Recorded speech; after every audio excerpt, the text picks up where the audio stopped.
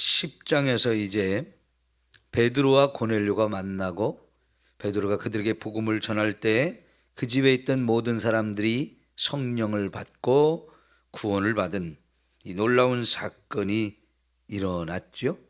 그 사건이 이제 예루살렘에 있는 사도들과 교회 성도들에게 전해졌습니다. 그 1절에 우리가 본 1절의 말씀에 유대에 있는 사도들과 형제들이 이방인들도 하나님의 말씀을 받았다함을 들었더니 말로 이렇게 여기저기 증거되어지면서 예루살렘에게까지 이 이야기가 전해졌어요. 근데 그러면 여러분, 이런 이야기를 들었다고 하면 저와 여러분 같으면 어떤 반응을 보여야 합니까? 가이사랴에 있는 많은 이방인들이 예수님을 믿고 구원받았다, 이런 이야기를 들으면 우리는 어떤 생각이 먼저 들어요? 너무너무 감사한 일이다, 이런 반응이 나와야 되잖아요. 그죠? 너무 잘 됐다, 너무 잘 됐다, 거기 있는 많은 사람이 구원을 받았다니.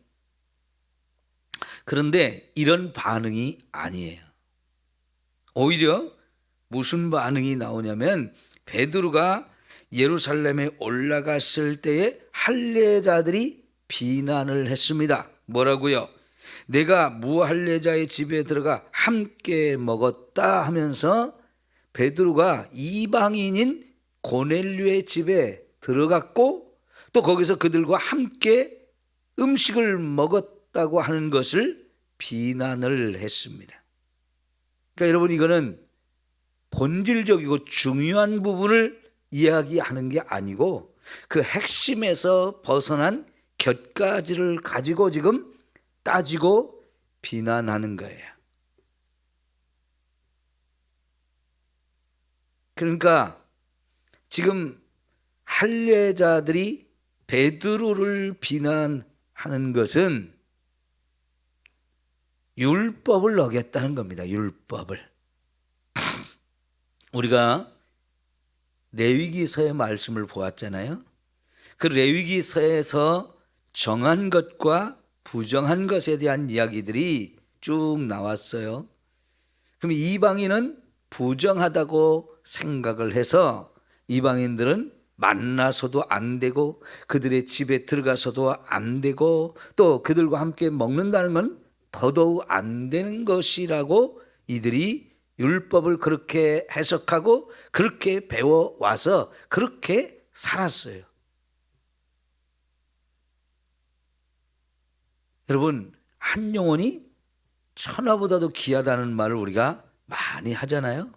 이거는 우리의 말이 아니고 하나님이 하신 말씀이에요. 하나님께서 한 영혼을 그렇게 사랑하고 그 가치가 그만큼 귀중하다는 것을 우리에게 가르쳐 주시는데 그 한 영혼이 지옥에 가느냐 천국에 가느냐, 이거는 너무너무 중요한 일이에요. 하나님이 그렇게 우리 한 사람 한 사람을 소중하게 너무나 귀하게 대접을 해 주시니까 여러분, 그 한 영혼만 구원받아도 엄청난 일이거든요. 그런데 여러분, 비록 그 사람들이 이방인일지라도 이 고넬료가 많은 자기의 친척과 친구들까지 이렇게 초청을 해서 베드로의 말씀을 들어 많은 사람이 함께 구원을 받았거든요. 그러면 이거는 기뻐도 보통 기쁜 일이 아니에요. 너무너무 감사한 일이고 너무너무 귀한 일이에요. 그런데 우리가 이렇게 구원대의 행사를 통해서 전도를 통해서 많은 영혼이 왔어요. 그런데 온 교회가 함께 기뻐하고 온 교회가 이게 너무 잘된 일이라고 앞으로 더 열심히 해야 돼, 이렇게 돼야 되는데 저거 뭐야? 내가 싫어하는 게 왔네? 저거 뭐야? 저거 술주정뱅이가 왔네? 노름꾼이 왔네? 사기꾼이 왔네? 저거 엉터리가 왔네? 이러면서 저 인간은 우리 교회 오지 말아야 되는데, 저 인간이 나한테 얼마나 나를 힘들게 했는데, 이거 생각하면서 그 사람을 내 마음속부터 거부하고 그 사람에 대한 비난, 그 사람에 대한 조롱, 그 부정적인 얘기들을 자꾸 쏟아놓는다면 어떻게 되겠어요? 이거는 지금 하나님이 하시는 일하고는 완전히 내가 다른 생각을 하고 하나님이 그렇게 그 영혼들을 구원하시는데 같이 기뻐하지 못하는 거죠. 그럼 마치 뭐와 같으냐면 탕자가 돌아왔을 때 아버지는 너무너무 좋아가지고 그를 위해서 손을 잡고 동네 사람들을 초청해서 잔치를 벌이면서 사람들에게 우리 아들이 돌아왔다고 함께 기뻐하자고 사람들이, 그래서 아버지가 그 아들의 죄를 다 용서하고 덮어주고 아들로 받아준 것을 온 동네 사람들이 함께 또 기뻐해 주잖아요. 근데 큰아들은 어떻게 했어요? 일하다가 돌아와가지고 집에서 잔치가 벌어진 것을 보면서 이 종들을 불러가지고 오늘 무슨 잔치냐? 나도 모르는데 동생이 돌아와서 아버지가 이렇게 사람들 초청해서 잔치를 하고 있다고. 그러니까 화를 내잖아요. 왜 그래요? 이 동생이 놈은 못된 놈이라는 거예요. 아버지의 재산, 죽지도 않은 아버지한테 유산을 달라고 해가지고 이렇게 많이 떠나가가지고 소문을 들으니까 온갖 못된 짓은 다 했다는 거예요. 그 재산 다 망쳐먹고 허랑방탕하게 살다가 돌아오는데 그는 뭐 이쁘다고 이렇게 잔치를 벌이고 속까지 잡았냐고. 같이 즐길 마음이 없죠. 여러분, 이 형과 같은 사람이 교회 안에 있어서는 안 되는데 이런 사람이 있어요. 같이 기뻐하지 못하는 거죠. 근데 지금 가이사랴에 있는 그 이방인들이 예수 믿고 구원받았다, 성령이 그들에게 임했다, 이런 이야기를 들으면서 같이 기뻐하고 막 너무너무 좋은 그런 일인데 그건 그런 반응이 나온 게 아니고 어떻게 베드로가 그런 이방인의 집에 가서 그런 일을 했느냐고 그 율법적인 문제로 베드로를 비난을 하는 거예요. 여러분, 우리가 사도행전을 읽어봤을 때 베드로를 비난하는 얘기 처음 나왔어요. 베드로가 이 사도행전에서 복음을 전하면서 영혼구원의 역사를 얼마나 열심히 했는지, 그가 얼마나 앞장서서 그런 일들을 했는지 우리가 너무나 잘 알아요. 그 교회의 모습이 너무나 아름다운 사랑의 공동체였어요. 그런데 지금 베드로에 대해서 비난하는 얘기가 처음 나왔거든요. 그것도 율법을 지켰다 안 지켰다 이 문제를 가지고 그런 거죠. 그래서 베드로가 이제 그동안 있었던 이야기를 쭉 설명을 자세하게 하는데 이 11장에 이제 3절부터 이야기는 10장에서 있었던 이야기를 그대로 또 옮겨 적었어요. 그러면 여러분, 내가 글을 쓰는 사람 입장이라고 하면 10장에서 쭉 자세하게 설명했던 이야기를 11장에 다시 반복해서 쓸 것 같아요? 안 쓸 것 같아요? 안 쓰죠. 10장에 있었던 얘기를 내가 자세하게 설명했다, 이렇게 그냥 한마디로 딱 하고 넘어가도 되잖아요. 그런데 지금 누가라고 하는 이 기자는 10장에서 했던 이야기를 11장에서 동일하게 똑같이 쭉 다시 반복해서 쓰고 있어요. 왜 그럴까요?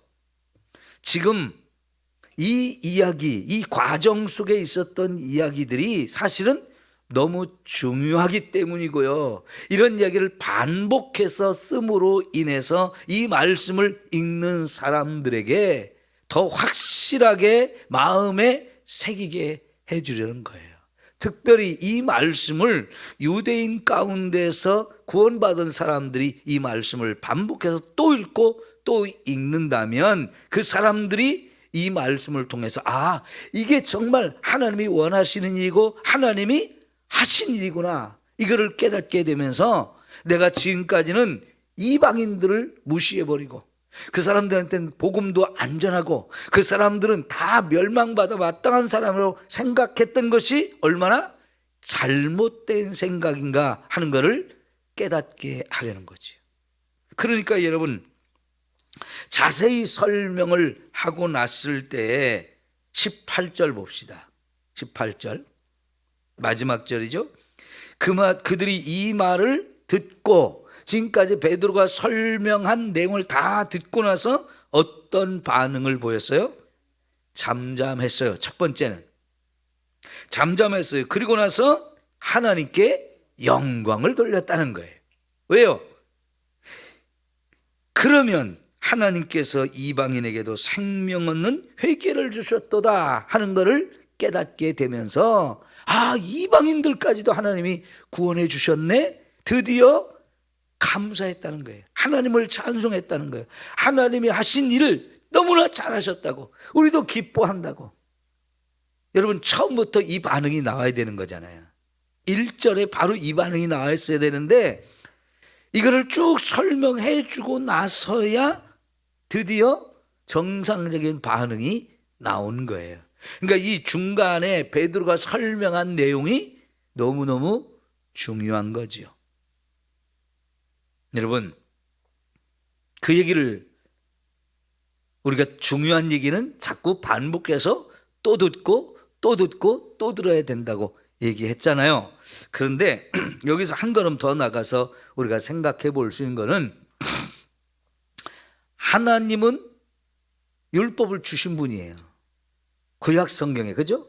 구약 성경에서 이미 하나님이 율법을 주신 분이에요. 그런데 지금 유대인들 입장에서 생각하면 그 율법을 어기면서 이방인을 만나라고 한 것처럼 생각이 되잖아요. 하나님은 거짓말을 안 하시는 분이고 실수가 없으신 분인데, 왜 구약에는 그렇게 말씀해놓고 이제는 그것과 달리 그 율법을 무시해버리고 그 율법을 안 지켜도 되니까 빨리 이방인에게 가서 복음을 전해라, 그렇게 말한 것처럼 생각이 되잖아요. 하나님 그런 분인가요? 하나님 그런 분이 아니에요. 그러면 뭐가 문제예요? 레위기서를 유대인들이 잘못 이해해 왔다는 거지요. 레위기서를 잘못 이해했어요. 그 잘못 이해한 것을 하나님께서는 지금 바로잡아 주는 거예요. 그러니까 우리가 하나님 말씀을 바르게 이해하고 바르게 깨닫는다는 게 이렇게 중요한데요. 그 잘못 이해한 것들을 자꾸 가르치고 그것을 생활이 되게, 그리고 그것이 오래 지나면서 전통이 되게 만들었어요. 그래서 그걸 배우고 그걸 지키는 이 유대인들이 이게 잘못됐다는 것을 잘못 이해하고 잘못 깨달았다는 걸 전혀 알지를 못하고, 그냥 옛날부터 우리 조상들부터 우리 선조들부터 해왔던 전통이고 문화이고 하니까 우리가 지켜야지 하면서 계속 지켜왔던 거예요. 여러분, 절기라고 하는 것이 그렇게 되기가 쉬운 거예요. 처음에는 왜 그런 절기가 만들어졌느냐? 그 중요한 사건이 있었고 그 의미가 너무 커요. 그러니까 그 중요한 사건, 그 의미를 자꾸 우리가 잊어버리면 안 되겠다 해서 전통이 됐어요. 오랫동안 같이 중요하게 생각하고. 그런데 시간이 지나면요, 이게 그 원래 그걸 할 수밖에 없었던 그 이야기, 그 사건, 그 중요성, 그 의미, 이런 거는 다 온데간데 없어지고 형식만 남는 경우들이 생기는 거예요. 그러면 여러분, 이게 전혀 본질은 없어지고 껍데기만 남은 것이 되는데요. 예를 들면 6월절이에요. 6월절. 맥추절이에요. 그리고 수장절. 이 3대 절기가 있는데, 여러분, 유대인들이 이 절기를 제대로 지킬까요? 아니면 엉터리로 지킬까요? 안타까운 것은 많은 경우에 엉터리로 지키는 경우들이 생기는 거예요. 여러분, 예수님이 6월절 날에 돌아가셨죠. 왜 6월절 날에 예수님이 돌아가셨나요? 그 유월절 사건이 이스라엘 애굽에서 구원해낸 사건을 기념하기 위해서 하나님이 직접 제정하신 절기거든요. 그래서 구체적인 방법까지 다 가르쳐 줬어요. 음식은 뭘 어떻게 먹어라, 이런 것까지 다 가르쳐 주셔서 그 절기를 지켜야 되는 이유도 다 가르쳐 주고 해서 지키게 되어지는데, 여러분, 시간이 지나면서 그 의미를 다 잃어버리는 거예요. 결국은 유월절 어린 양이 죽어서 죽을 수밖에 없었던 장자들을 살려준 사건이잖아요. 이거는 과거의 사건이면서 동시에 앞으로 하나님께서 예수 그리스도를 이 땅에 메시아로 보내서 저와 여러분을 위해서 대신 죽어가지고 우리의 죄 문제를 다 해결해 주가지고 우리 지옥 갈 인생을 천국 가게 해주는 이 사건을 예언해 주는 사건이거든요. 근데 그 예언을 다 잃어버린 거예요. 그러니까 예수님이 오셔서 실제로 그 예언을 성취하기 위해서 유월절에 죽으셨잖아요. 그래서 그 예수를 믿어야 우리가 구원을 받는 건데, 이 예언의 의미를 전혀 깨닫지 못하고 있으니까 유대의 최고 중심 지도자, 제사장부터 바리새인들, 장로들, 서기관들, 이 사람들이 가장 중심이 돼서 예수님을 죽여버리잖아요. 이게 그 의미와 그 사건이 갖고 있는 그 중요성, 이거는 다 잃어버리고 형식만 남아가지고 오늘 6월절이야, 6월절 우리가 잘 양 잡아가지고 양도 먹고 6월절 절기를 같이 즐겨야지, 형식만 남는 거예요. 지금 이스라엘과 하마스 간의 전쟁이 일어났던 날이 어떤 날이에요? 초막절 축제 기간이었단 말이죠. 초막절 축제. 이 초막절이 바로 수장절, 세 번째 절기거든요. 세 번째 절기, 그날은 사람들마다 다 집에서 나와서 집 밖에다가 텐트를 치거나 아니면 초막을 짓고 거기서 일주일을 지내면서 절기를 지켜야 돼요. 왜 그렇게 해야 됐습니까? 광야에서 40년을 조상들이 행군했던, 광야 생활 40년을 지냈던 것을 생각하면서 그때 텐트를 치고 이동하면서 살았던 그때를 잃어버리지 않기 위한 거예요. 그리고 그때는 온갖 이제 가나안 땅에 들어가서 하나님 땅도 주고 집도 주고 그래서 이제 편안하게 살고 마음껏 먹을 것 마음껏 먹으며 살게 되는데, 그렇게 곡식을 1년 동안 이제 거둔 모든 농산물을 창고에 들여 쌓으면서 풍성한 하나님의 축복과 은혜를 누리며 감사하는 이 절기거든요. 그런데 여러분, 이 하마스들이 제일 먼저 공격한 것이 어디였어요? 그런 초막절 축제를 완전히 변질시켜 가지고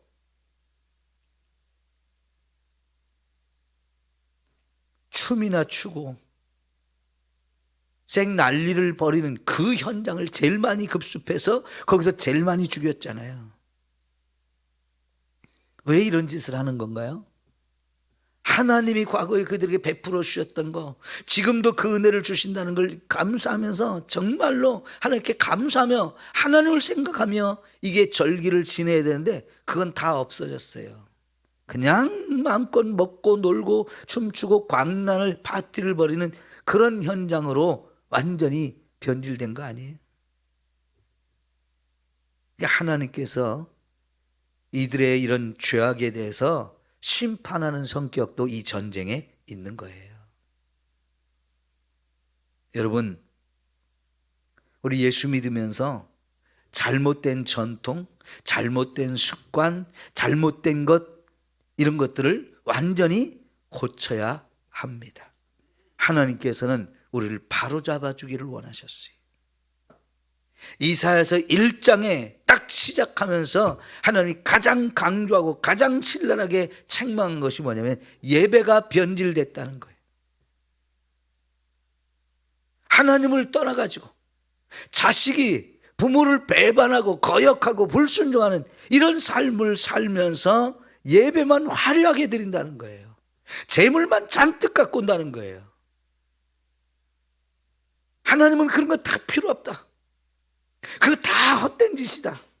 너희들이 마당만, 성전 마당만 밟고 있다가 가는 놈들이다. 엉터리 예배를 드렸다. 이러면서 제일 그걸 책망하거든요.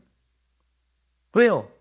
그들의 마음 중심은 하나님을 다 거역하는 삶을 사는데, 안식일이 됐다고, 월삭이 됐다고, 우리 예배 드리러 가자. 예배 드리면 이 우리가 하나님 백성인 것 같고, 하나님께 제물을 많이 드리면 하나님이 기뻐하시는 것처럼 착각을 하는데, 그 하나님이 전혀 상관없는 것, 거절할 수밖에 없는 것, 이런 짓을 하고 있다는 거지요. 여러분, 우리가 신앙생활을 하면서 우리 자신을 자꾸 말씀에 비추어서 우리가 바르지 못한 것을 자꾸 깨달아야 돼요. 그래서 여러분, 우리는 개혁이라는 걸 자꾸 해야 된다는 거죠.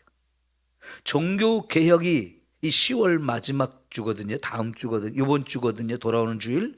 이 종교 개혁 주일이에요. 근데 그 종교 개혁의 중요성을 우리가 깨닫는 것은 뭐냐면, 여전히 우리 한국교회나 우리 각자들 자신을 볼 때 우리가 개혁할 것들이 너무나 많다는 거지요. 그걸 깨달으면서 빨리빨리 각자가 또 전체적으로 함께 힘을 합해서 우리의 잘못된 것들을 바로잡는 거, 개혁하는 거, 이게 너무 중요한 거거든요. 왜? 시간이 지나다 보면 나도 모르게 핵심은 잃어버려요. 그 깊은 중요한 것은 잃어버리고 껍데기만 남아있어요. 형식적이 되어버린단 말이에요. 여러분, 정말 우리가 조심해야 될 부분인 거예요. 하나님이 기뻐 받으시는 예배를 드리는가? 또 하나님의 말씀대로 우리가 살고 있는가? 다양한 면에서 다각도적으로 우리 자신을 살펴보면서, 이게 잘못됐구나. 그런데 그거 뜯어 고치기가 얼마나 힘들어요. 여러분, 습관, 그게 나쁜 습관이라도 고치기 힘들죠. 죄를 짓는 습관, 이게 죄 짓는 게 습관이 되어 있으면 그 죄를 끊어버리기가 너무 힘들어요. 그러나 예수를 믿는 저와 여러분은 그렇게 잘못된 것이 깨달아지면 바로 그걸 과감하게 끊어버리고 결단을 해서 하나님 앞에 내가 바르게 가는 이 노력이 너무나 중요한 거지요. 예수 믿으면 제사 문제를 과감하게 정리하잖아요. 근데 그렇게 하기까지 결코 쉽지 않아요. 온 가족이 다 예수를 믿으면 함께 결단하고 빡 정리해버릴 수가 있는데, 가족 중에도 믿는 사람이 있고 안 믿는 사람이 있다 보니까 그거 정리하는데 가정에서 싸움이 일어나고 분란을 겪고 힘들고 어려운 과정을 거친단 말이죠. 그러나 시간이 지나더라도, 좀 힘들고 어렵더라도 결단하고 이제는 끝나야 된다, 이제는 끊어내야 된다, 바꿔야 된다 할 때는 과감하게 그걸 해야 되는데, 그걸 못하는 사람들도 있단 말이죠. 그러니까 교회를 안 다니는 사람들이 교회를 나온다고 할 때 제일 처음부터 마음에 걸리는 것이 술, 담배, 제사 문제, 이런 거거든요. 여러분, 제사를 언제부터 드리기 시작했을까요? 우리나라 사람들이? 조선시대부터 그런 것 같은데요. 그 전에는 안 했던 거예요. 원래는 유교에서도요, 공자님, 맹자님, 이런 분들을 존중하고 높이기 위해서 시작했던 건데, 그게 가정들마다 조상들을 숭배하는 걸로 변질이 된 거예요. 원래부터 유교에서 그런 걸 가르친 게 아니에요. 근데 그렇게 변질이 됐어요. 그 변질된 것이 아주 우리나라의 오랜 전통인 것처럼 그렇게 뿌리 깊게 그게 박혀 있는 거거든요. 근데 여러분, 제사 지내는 사람들도 몇 번 하다가 좀 시간이 지나면 어때요? 형식만 남았잖아요. 형식만 남은 거예요. 그러니까 사실은 처음부터 안 해도 되는 걸 한 거죠. 예. 아니, 5대까지도 필요 없고, 내 부모에 대한 제사도 좀 시간이 지나다 보면 별로 의미가 없어요. 왜요? 처음에는 내 부모에 대한 애틋한 마음이, 너무나 안타까운 마음이 그렇게 하지만은 시간이 지나면 그 애틋하고 안타까운 마음도 다 없어지거든요.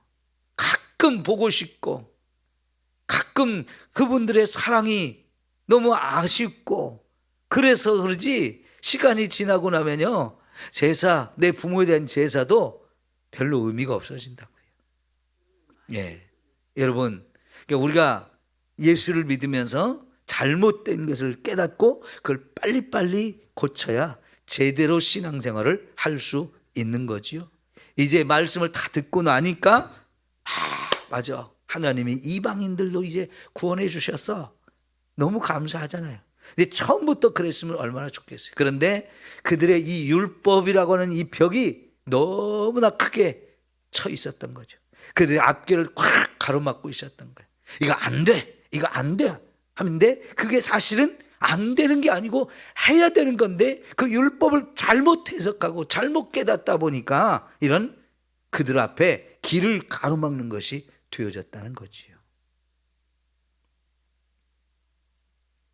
말씀을 제대로 깨닫고 제대로 말씀을 따라 사는 거 너무너무 중요합니다. 기도합시다.